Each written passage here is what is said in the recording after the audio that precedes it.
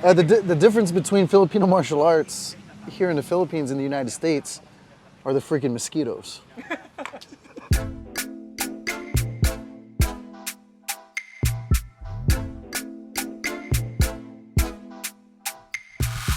I'm Spunk. I'm a Filipino martial arts guy. I love FMA. Yun lang. All my uncles do FMA, and then after joining the U.S. Armed Forces, I got stationed on the East Coast, and I end up meeting another arnisador that I played with for a very long time. He's very, very good. He's excellent. And yeah, it just took on from there. And then sa pag-umpisa namin sa paglalaro namin doon, we'd play. We would travel up and down the East Coast and visit all the other masters that teach FMA.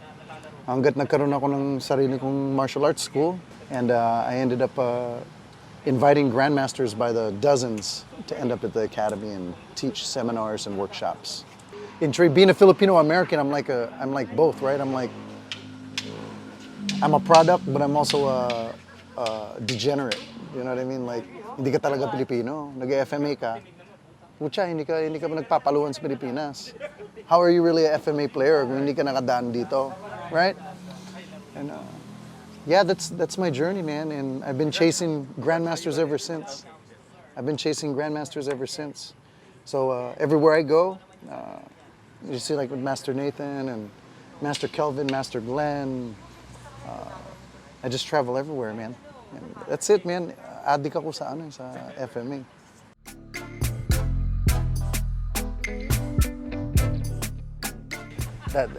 That's socio-economic. It really is, right? Ang daming pwedeng pag-usapan dyan, bro. So isipin mo, for example, the FMA community in the States, it's exotic to them, right? And most of FMA schools are very nil, they're very tago. But the ones that are open to the public, some systems on like the JKD Kali system, the Inosanto blend of, which is also a culmination, like kind of what I'm doing, right? Chasing different Mang Dan, look what he was able to do. He's able to take a whole collection of different grandmasters and combine it into his Kali system.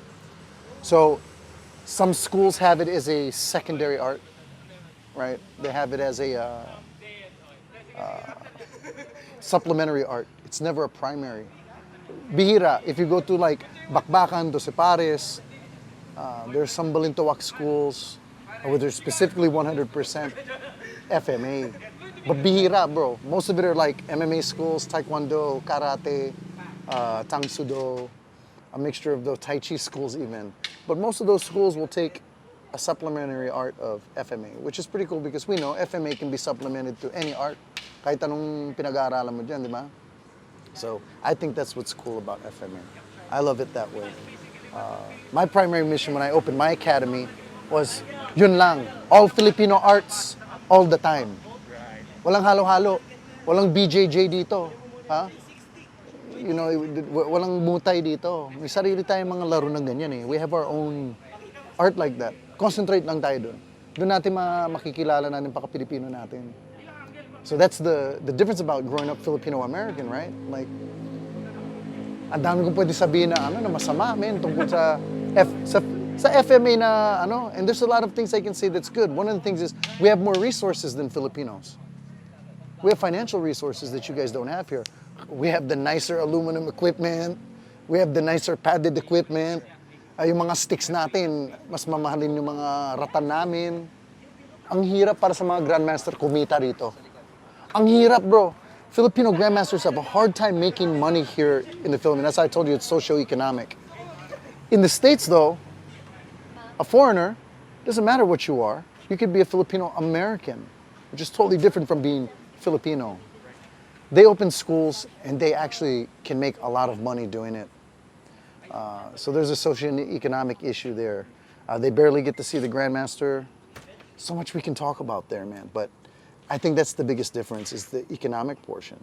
You know, grandmasters don't make enough money to survive here. They don't have pensions from doing FMA. There's young Filipino martial artists that are in the U.S. in their mid-20s. They're making $100,000 a month with their martial arts schools.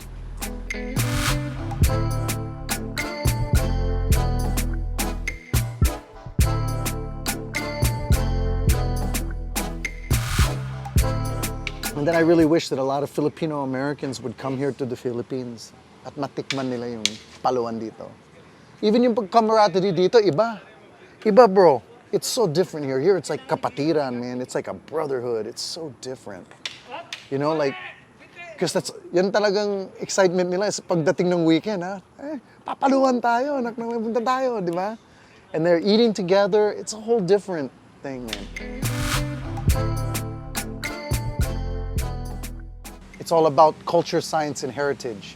Kung ano yung pagkikita ng pera, all that stuff, that's kasama sa business end of FMA. Tagalan mo yung business, ano pa natitira? Only 3 things: culture, science, and heritage.